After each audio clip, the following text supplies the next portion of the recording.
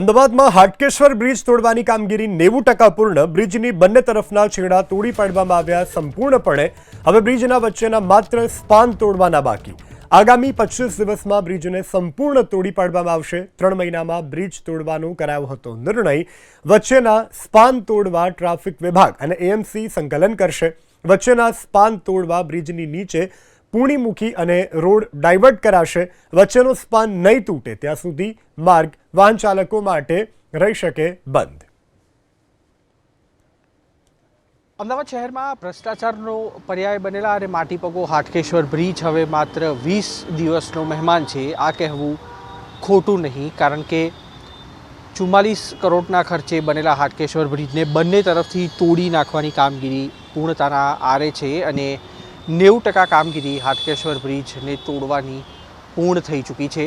આ દ્રશ્યો હાટકેશ્વર બ્રિજની બીજી તરફના છે, જ્યાં આગળ તેને ડિમોલિશ કરવાની કામગીરી છે તે લગભગ પૂર્ણતાના આરે છે. વચ્ચેના 3 જેટલા સ્પાન છે તેને ઉતારવાની કામગીરી હવે અમદાવાદ મહાનગરપાલિકા તરફથી જે એજન્સીને કામ સોંપવામાં આવેલું છે તે કામગીરી કરવામાં આવશે. શ્રી ગણેશ નામની એજન્સી મહારાષ્ટ્રની, જેના તરફથી આ કામ કરવામાં આવી રહ્યું છે અને કોર્પોરેશન તરફથી 3.5 કરોડ રૂપિયાના ખર્ચે આ બ્રિજ તોડવાની કામગીરી છે તે અહીંયા આગળ કરવામાં આવી રહી છે. આગામી દિવસોમાં ટ્રાફિક પોલીસ દ્વારા જાહેરનામું બહાર પાડી અને હાટકેશ્વર બ્રિજની નીચેનો જે હિસ્સો છે તેને બંધ કરવા માટેની પ્રક્રિયા છે તે શરૂ કરવામાં આવશે, કારણ કે અત્યાર સુધી બંને તરફના જે માર્ગ છે તે સ્લોપ ઉપર હતા, જેના કારણે થઈને કોઈપણ દુર્ઘટના થાય તેની શક્યતાઓ નહીવત હતી. પરંતુ વચ્ચેના જે 3 સ્પાન અત્યારે અહીંયા આગળ આવેલા છે તેની નીચેથી હજી પણ વાહનો પસાર થતા હોવાના કારણે ટ્રાફિક પોલીસ તરફથી આ જે માર્ગ છે તેને બંધ કરી અને તેની નીચે જે પૂણી છે તે પાથરવામાં આવશે, જેથી કરીને જે સ્પાન છે તે ધડાકાભેર નીચે પડે તો પણ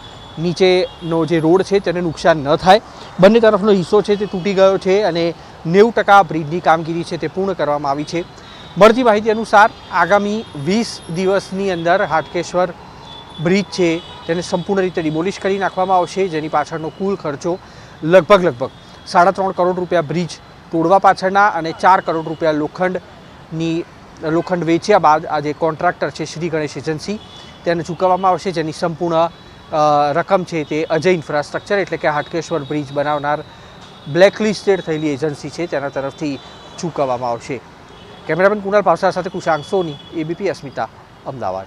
એ 4 સ્પાનની નીચે ફિલિંગ કરવાનું, એટલે જે ડેબ્રેજીસ જે છે એ મૂકવાનું, જેથી કરીને જ્યારે પણ આ બ્રિજને આપણે સ્લેબને કટિંગ કરીએ તો એ નીચે ના પડે અને કોઈને નુકસાન ના થાય.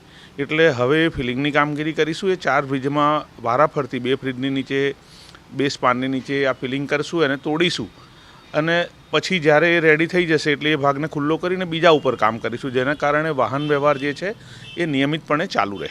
છતાં પણ ટ્રાફિક વિભાગની સાથે બેસીને એક વખત એ બાબતે પણ ચર્ચા કરવાની હજી બાકી છે. પણ ટેન્ટેટિવ એવું નક્કી કર્યું છે કે 4 સ્પાનમાંથી 2 સ્પાન જે છે એની નીચે ફિલિંગ કરશું અને એને પછી બ્રેક કરશું, જેથી કારણે એ નીચે ના પડે અને પછી જ્યારે સ્લેબના કટકા થાય ત્યારે એને કટરથી તોડી નાખવામાં.